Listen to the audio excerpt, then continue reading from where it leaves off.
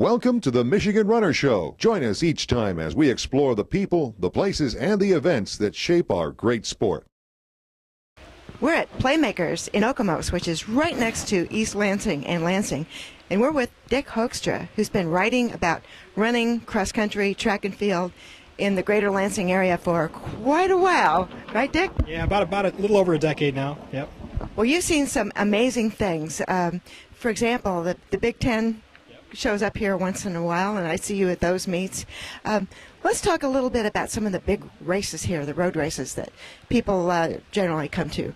We were talking a little bit ago. Let's start at the beginning of the calendar, the Super Bowl race. Yeah, well, this year they had really good weather after having tough weather in January. They had a good turnout, and Emmanuel Kiprop won in about a 15:10, something like that. So yeah, it was a nice event.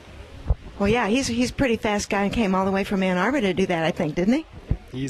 He and Jake Crow really shined at a recent indoor meet. Maybe you know about that already over at Grand Valley. They each won an event. Oh, Jake Kroll, tell us a little bit about that. Oh, he works here and trains, and ever since he graduated from Central Michigan, and he's getting his times down in good shape. Wow, that's pretty cool. So do you go to Grand Valley and watch some of those meets? Do you do some of the indoor stuff? No, I didn't get to that one, but I try to get out as much as I can in this area and see the different events. And yeah, of course we got Grant Robinson on staff here too, former Olympian who gets down in those kind of times too, 15:10, that area. So he's a pleasure to watch too.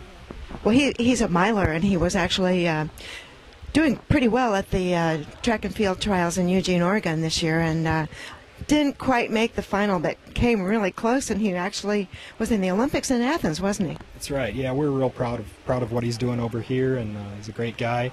He's kind of heads up our good form running here, where we try and teach people the proper way to run. Try and basically they studied Kenyans and children and kind of discovered that you can kind of prevent injuries by taking short strides with lots of leg turnover. And Grant kind of heads that up along with 3 or 4 other people here. We're trying to help prevent injuries and keep our customers healthy and promote running and fitness. That's what we're all about. Well, he sure would know that, and there are so many races that are part of the series.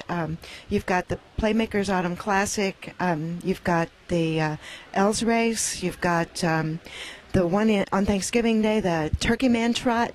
Let's talk about those a little bit, because they really draw a big crowd. Yeah, there are actually 12 that make up the race series, and that goes from mid-April through early October. And then there are 3 or 4 others that are kind of in the off season that are real big that we kind of help sponsor, and that the Turkey Man is one of those. And they had over 1,200 people last Thanksgiving. I think people like it because it kind of gives them an excuse to get that extra piece of pie, like you mentioned, or a little extra helping of turkey. But it's really grown. It's over 1,200, and it hasn't really taken away from the Howl race the night after that, which I love.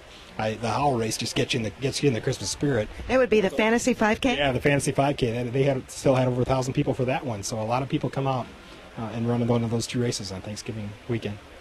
Well, weather doesn't seem to keep people home because it's Michigan, and it can be cold in November and cold in January, February, or whatever the Super Bowl run is. But what about some summer racing? What would people find then? Well, our race series kicks off with the MSU FCU Race for the Place on April 19, and the week after that is April 26th, the Coleman Lansing Greater Lansing Race for the Cure, which is the biggest. It's more than just a road race. It's 5,000 people that run and walk to help find a cure for breast cancer, and then the Mason State Bank 5K in early May, and then mid-May the Capital Bank Corp 5K is part of the race series, and this year it's going to be the same day as the 150th. Birthday party parade here in Lansing, the Sesquicentennial, I think it's called, and so that should be a bigger event than even usual this year.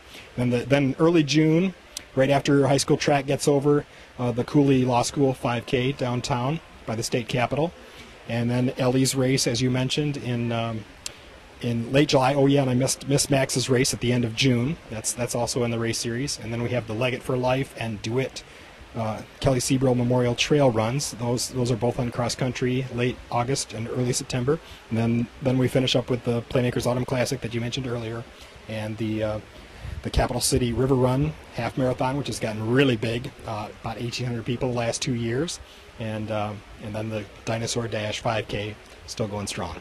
You have a good memory for all those races.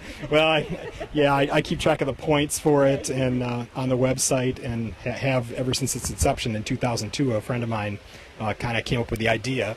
We used to get a lot of good runners that came out for Ellie's race, which was Ellen's race back then, for the first decade or so, and the Dinosaur Dash. And it was like, why don't we do this more often? You know, where we get the best runners in the area all together at the same events, so that his idea, with some help from Brian Jones and Kurt Munson here at Playmakers and the State Journal, I helped champion that a little bit, and so the race series was formed in 2002, and it's our goal is to kind of spur interest, get the good runners out, and give them something to shoot for, something to train for, and get interest. People, whether it's people just trying to get a point, or people trying to get one of those T-shirts for being in 10 out of 12, or bread card, or 6 out of 12 for the T-shirts, and a bread card for 10 out of 12. A lot of people, free loaf of bread every month from Great Harvest Bread. So a lot of people are real interested in trying to pursue one of those things, or just good fitness, and that's what we're all about here at Playmakers, is promoting the fit lifestyle and getting people excited about running and walking. I think you've been pretty successful, because I see a lot of those red T-shirts around. Team Playmakers is great. Ann Crane is here, and she's kind of helped start that, and of course with lots of help from Kurt and Brian and the folks here, and it's been great. I think a lot of people really, and I think especially the women, enjoy it, because as a female runner, it's running by yourself can be somewhat dangerous, and so something like Team Playmakers I think is really attractive, especially for women, to be able to run together. And of course they like the social aspect even more than the guys. The guys are kind of a little bit more goal oriented, although everybody still has the goals that they're shooting for. I know when I run with the Team Playmakers folks, that's always my first conversation is, what are you shooting for? It's Bayshore Marathon, or it's the Capital City River Run Half Marathon, or whatever. What do the winners of the race series get to take home?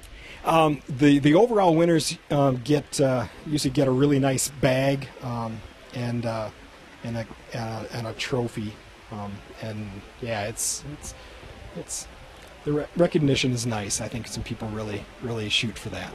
So hardware and bragging rights. There you go. Yeah.